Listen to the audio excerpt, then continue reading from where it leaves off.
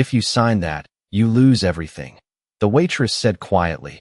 And for a moment no one reacted because no one expected her to speak at all, let alone in flawless Arabic that rolled through the room with calm precision, stopping the billionaire Sheikh mid-breath as his pen hovered inches above a $200 million contract. The kind of deal that decided empires in a single signature. The kind of room where silence meant power and interruptions meant consequences. Yet she didn't flinch, didn't raise her voice, just stood there holding a simple coffee tray as if she hadn't just shifted the gravity of the entire meeting. The translator froze first, his confident posture cracking as her words echoed too accurately, too specifically, and the lawyers exchanged glances that lasted half a second too long. Because something was wrong, something they hadn't seen, something she had. The Sheikh slowly lowered his pen, his eyes moving from the document to her face for the first time. Really? Looking now, not at a uniform but at the stillness behind it. What did you just say? He asked, his tone controlled but edged with something sharper. And she didn't answer in English this time. She stepped closer and pointed to a single line buried deep in the contract, repeating it again in Arabic, slower, clearer, exposing a clause rewritten so subtly it hid in plain sight. Shifting ownership, control, everything. A change so small it could cost him everything he built. The room went quiet. In a different way now, not dismissive but heavy, watching, calculating. The translator opened his mouth, but no words came out, because he knew she was right. The Sheikh's fingers tightened slightly around the pen before he set it down completely, the soft click louder than anything else in the room. How do you know this? He asked, and this time there was no arrogance left in the question, only focus. And the waitress met his gaze without hesitation, calm, steady, like she had been waiting for this exact moment. Because this isn't the original contract, she said, her voice low, controlled. And then, just after a pause long enough to make the air shift again, she added, I know, because I translated the original one 3 years ago. And something invisible snapped into place as the room realized at the same time that this wasn't luck, this wasn't a guess. This was someone who had been here before, someone who had seen the truth long before any of them noticed, and yet chose to speak only now, at the exact moment it mattered most. No one spoke for 3 full seconds, and in a room where billions moved faster than breath, 3 seconds felt like a lifetime. The Sheikh did not look at the lawyers or the translator. He kept his eyes on her, measuring, recalculating, as if the entire deal had suddenly shifted from numbers on paper to the quiet certainty in her voice. Explain it, he said finally, and this time it was not a command. It was a request wrapped in control. She did not rush. She set the coffee tray down gently on the polished table, the soft clink grounding the moment. Then she turned the contract slightly, aligning it with him, not touching anything else, just pointing again to that same line. This clause was originally written to protect your voting rights, she said, her tone even, professional, as if she had done this 100 times before. Now it transfers them under conditional restructuring. One of the lawyers leaned forward, scanning quickly, his brow tightening, because the words were technically correct, but the implication was not unless you knew what it used to say. The translator shifted in his seat, adjusting his tie, avoiding eye contact, and that was when the Sheikh noticed, not the words, but the reaction, the small fracture in confidence, the kind that could not be rehearsed. Why was this not mentioned? He asked without raising his voice, and no one answered immediately. Because the truth was already in the silence. She continued before anyone else could interrupt.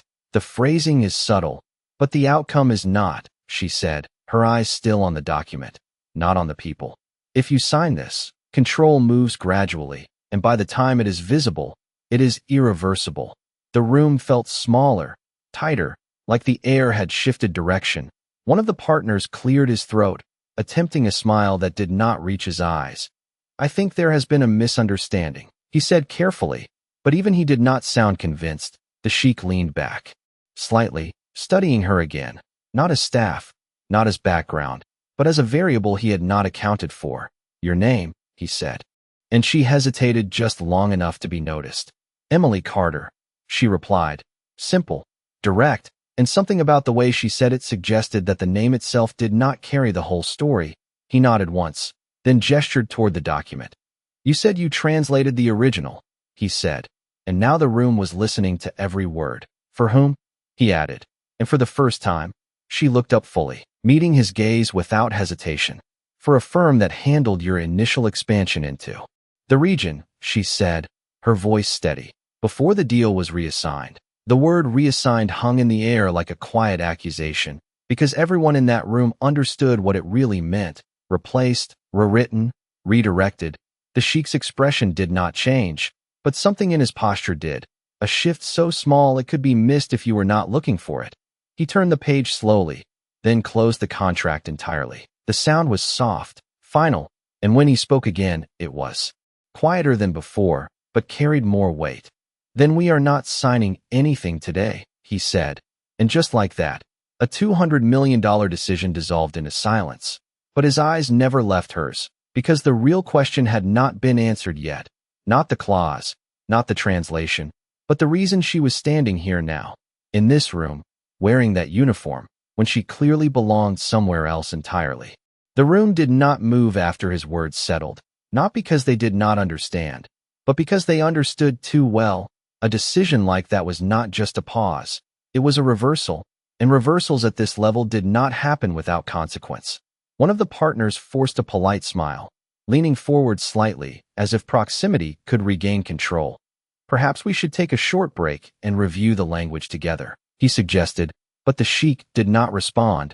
His attention remained fixed on Emily, not with suspicion now, but with something quieter, sharper, curiosity mixed with recognition, as if he was trying to place a face he had never truly seen before. Emily reached for the coffee tray again, her movements calm, unhurried, as though nothing extraordinary had just occurred. She adjusted a cup that no one had touched, aligning it perfectly with the edge of the table, small, precise, controlled. The kind of detail that revealed more than words ever could. You noticed something others did not, he said, his voice low, measured, and she shook her head slightly, not dismissing him, but correcting the assumption. No, she replied. I noticed something that used to be there. The distinction landed differently, heavier, because it implied removal, intention, design.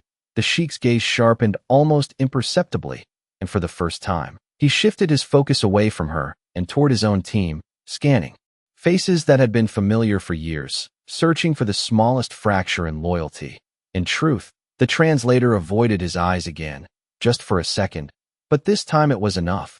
The Sheikh exhaled slowly, not anger, not frustration, but recalibration, the kind that came before decisions that changed trajectories. Leave us, he said quietly, and the room hesitated, not used to being dismissed mid-negotiation. But the tone carried no room for interpretation. Chairs moved, papers gathered. Footsteps softened as people filed out, one by one, until the space that had been filled with voices and power was reduced to stillness and the faint hum of the city beyond the glass. Emily remained where she was, not stepping back, not stepping forward, simply present, as if she had already accepted whatever came next. The Sheikh walked around the table slowly, not circling her, but closing the distance with deliberate calm, stopping just a few feet away, close enough to see the steadiness in her eyes. 3 years, he said, more to himself than to her. And no one told me. It was not a question, it was a realization, the kind that settled deeper than any accusation. Emily did not respond immediately. She let the silence sit between them, not as defiance, but as respect for the weight of what he had just understood. Then she spoke, her voice softer now, but no less clear. Sometimes the truth is not hidden, she said. It is just moved somewhere people stop looking. He studied her for a long moment, as if weighing not just her words, but everything they implied. And then, almost unexpectedly, he asked, why speak now? Not why she knew, not how she knew, but why now? And that question shifted something in the air again, because it was no longer about the deal. It was about her, about choice, about timing. Emily glanced briefly at the closed contract, then back at him. Because today, she said quietly, you were about to sign it. And for a second, just a second, something unreadable crossed his expression, not shock, not anger, but something closer to respect, earned not through power, but through truth spoken at exactly the right moment. The silence did not feel empty anymore. It felt deliberate, like something had been cleared away to reveal what actually mattered. The Sheikh turned slightly toward the window, the city stretching below in perfect order, traffic flowing, lights steady, everything appearing controlled from a distance. And yet inside this room, control had just slipped through unnoticed hands. 3 years, he repeated quietly, then looked back at her. And you walked away. It was not accusation, it was calculation. Emily did not correct him this time, but she did not confirm it either. She simply adjusted the edge of the tablecloth where it had shifted half an inch, smoothing it out with careful precision, the kind of motion that filled the space without interrupting it. I did not walk away, she said after a moment, her voice calm, steady. I was no longer needed.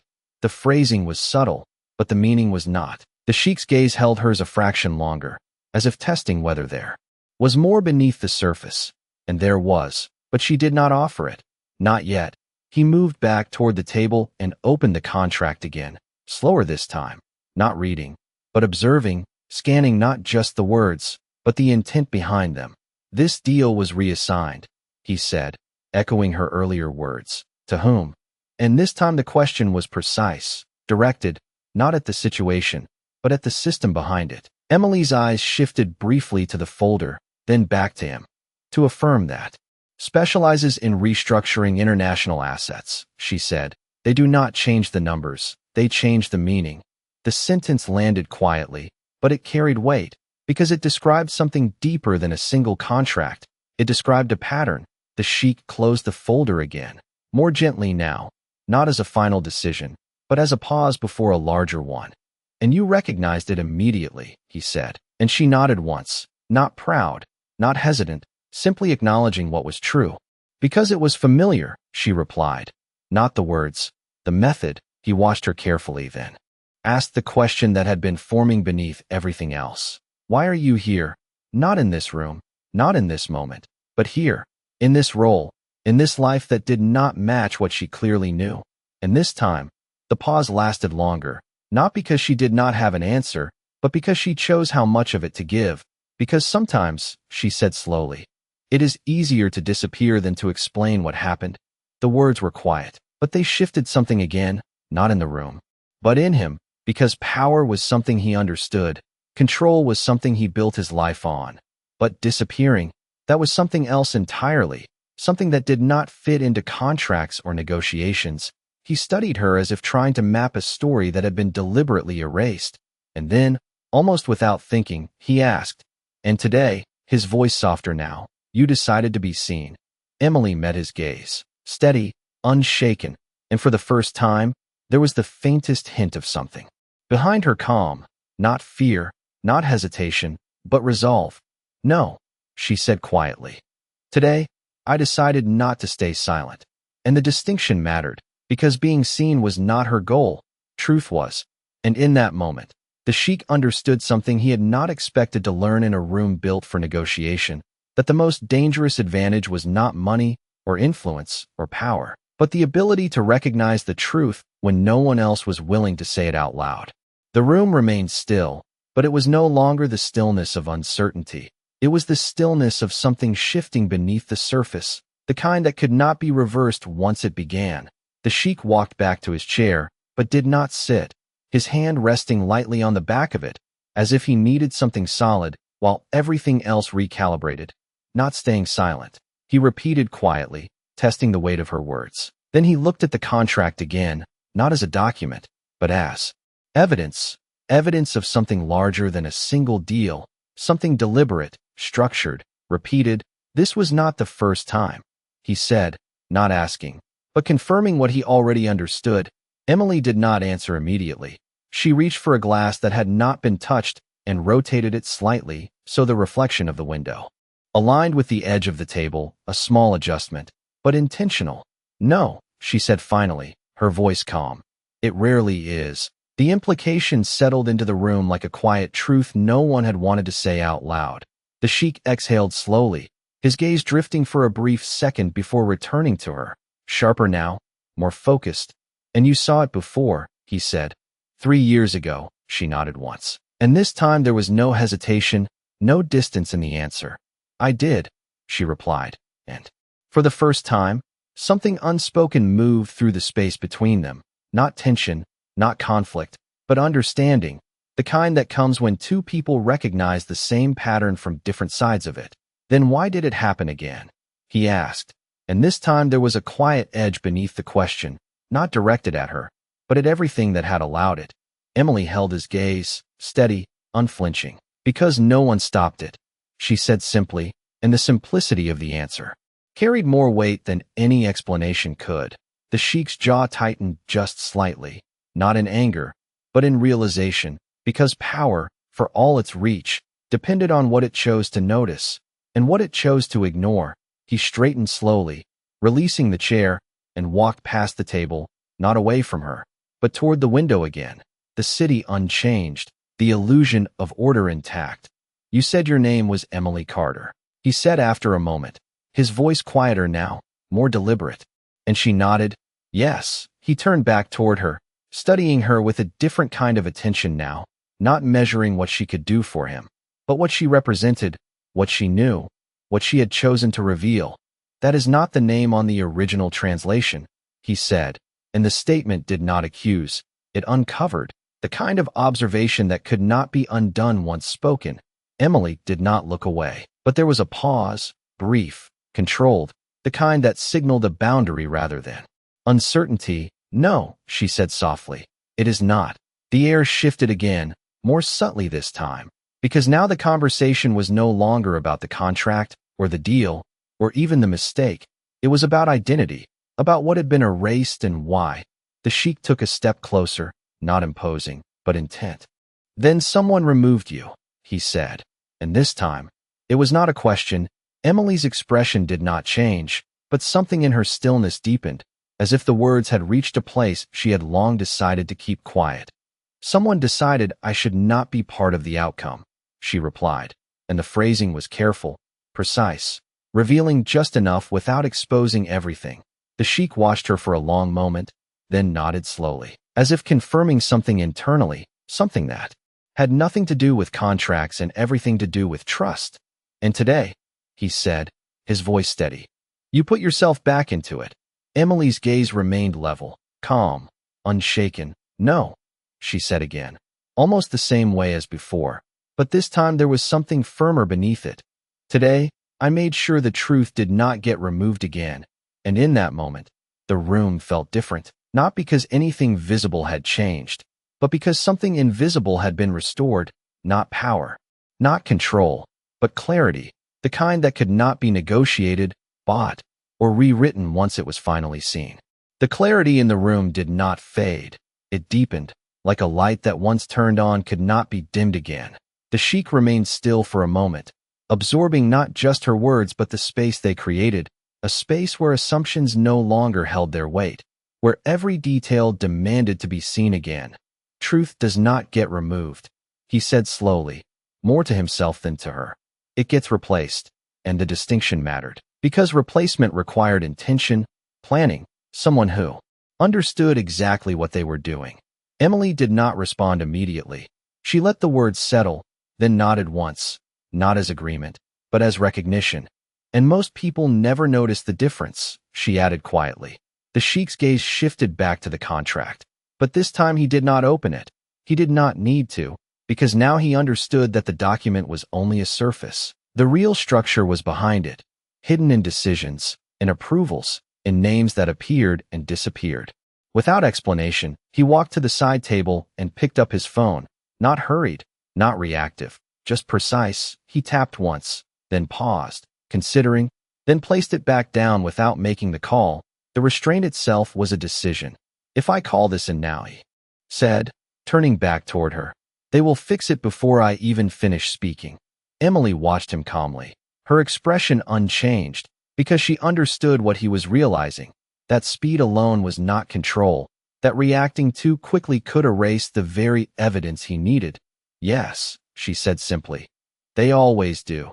The simplicity of her answer confirmed everything. This was not new. This was not isolated. This was practiced, refined, repeated until it became invisible. The Sheikh exhaled. Slowly, his posture shifting again, not defensive, not aggressive, but deliberate, as if he was stepping into a different role entirely, one that required patience instead of authority. Then we do not warn them, he said, and this time it was not a thought, it was a decision. Emily's eyes met his, steady, attentive, and for the first time, there was the faintest shift in her expression, not surprise, but acknowledgement, because he had chosen the harder path, the one that required understanding. Before action, no, she replied softly. You let them believe you did not notice. The strategy hung in the air, quiet but powerful, because it reversed the dynamic entirely. It turned observation into advantage. The Sheikh nodded once, slowly, as if aligning with a plan that had not existed 10 minutes ago. Then he looked at her again, more directly now. You are not just someone who noticed a mistake, he said. And this time there was no distance in his tone, only certainty. You understand how it works. Emily held his gaze, not denying it, not confirming it with words, but with the same calm presence that had shifted everything from the moment she spoke. And in that silence, the answer was clear enough. He studied her for a moment longer, then asked the question that mattered more than any contract. If I had signed it, he said, his voice quieter now, almost reflective, would you have said anything? And this time, the pause was different, not measured, not strategic, but honest. Emily glanced briefly at the closed folder, then back at him, her voice steady, unshaken. No, she said, and the answer landed with unexpected weight, not because it lacked care, but because it revealed something deeper, something about timing, about choice, about when truth could actually change something and when it could not. The Sheikh did not react immediately. He simply nodded once, slowly, absorbing the meaning behind her answer. And in that moment, he understood that what had just happened was not luck, not coincidence, but precision, the kind that did not speak early, did not speak late, but spoke exactly when it could no longer be ignored. The answer did not create tension, it created understanding, and that was more unsettling than any conflict could have been. The Sheikh studied her for a long moment, not questioning her honesty, but recognizing the discipline behind it, the kind of restraint that only came from experience, from knowing exactly when words mattered and when they did not. You waited, he said quietly, not as a question, but as an observation. Emily nodded once, her hands resting lightly on the edge of the table. Steady, composed. Because before this moment, she said, it would not have changed anything. The logic was simple, but the implication was not, because it meant she had been watching, analyzing, understanding the entire structure long before she chose to act. The Sheikh walked slowly back toward the chair, and this time he sat, not out of fatigue, but intention, lowering himself into the decision rather than standing above it. You knew they would present it like this, he said, his voice calm, measured, and she tilted her head slightly, not confirming, not denying, but clarifying. I knew they would not risk something this large without hiding it carefully, she replied. And when something is hidden carefully, it always appears at the final moment. The room seemed quieter now, not because there was less sound, but because every word carried more weight. The Sheikh leaned forward slightly, his hands clasped loosely, no longer holding the pen, no longer holding the illusion of control that came with it. Then this is not just about one contract, he said, and Emily met his gaze, steady, unwavering. No, she said, it never is. The truth of it settled fully now, not as a possibility, but as a pattern, one that extended beyond this room, beyond this deal, into something larger, something systemic. The Sheikh exhaled slowly, then reached for the contract again, opening it not to read, but to understand its place in a bigger structure. They assumed I would sign. Without questioning, he said, almost to himself, and Emily's response came just as quietly. They assumed you would trust the process. The distinction shifted. Everything, because trust was not weakness, but it could be used as one. The Sheikh closed the folder again, this time with certainty, then looked at her, directly, without distance. And you do not trust it, he said, and for the first time, there was the faintest hint of something in her expression that was not entirely neutral, not emotion, but conviction. I trust patterns, she replied, and this one does not change unless someone stops it. The words did not sound dramatic, they sounded inevitable. like a conclusion already reached long before this conversation began. The Sheikh nodded slowly, absorbing not just her answer, but the clarity behind it. Then he leaned back slightly, his posture relaxed in a way that suggested something deeper had settled into place. Not control, but understanding. "Then we let it continue," he said, and the words might have sounded passive to anyone else. But here, in this room, they carried strategy. Emily's eyes held his for a brief second. Longer, and in that look, there was agreement, not spoken, but understood. "Yes," she said softly. "But this time, you are watching it." The shift was complete now, from reaction to awareness, from assumption to observation. The Sheikh reached for his phone again, but instead of calling, he opened a blank note, writing something down with slow, deliberate precision, not instructions, not orders, but names, details, fragments that would matter later. "They think this is over," he said quietly, almost to himself, and Emily picked up the coffee tray once more, her movements as calm as they had been from the beginning, as if nothing had changed and everything had. "No," she replied, her voice steady. "They think it worked." And that difference, subtle but absolute, was where everything would begin to unravel. The room felt different now, not because anything visible had changed, but because something invisible had shifted into alignment. The Sheikh remained seated, his phone still in his hand, the screen dim but not locked, as if he was holding a thought he was not ready to act on yet. "They believe this is complete," he said quietly, his voice steady, controlled, and Emily adjusted the tray in her hands. The weight of it balanced perfectly as she turned slightly toward the door. "They believe you." "Agreed without resistance," she replied, her tone calm, almost neutral, but precise, because agreement was not always spoken. Sometimes it was assumed. The Sheikh glanced at the closed contract again, then back at her. "And if I call them back in," he said, "they will continue exactly as planned." Emily nodded once. "Yes," she said, "because nothing in their pattern has been disrupted." The word pattern lingered again, not as repetition, but as structure, something built over time, refined through confidence. The Sheikh leaned back slightly, his gaze drifting for a brief moment before returning to her, sharper now, more intentional.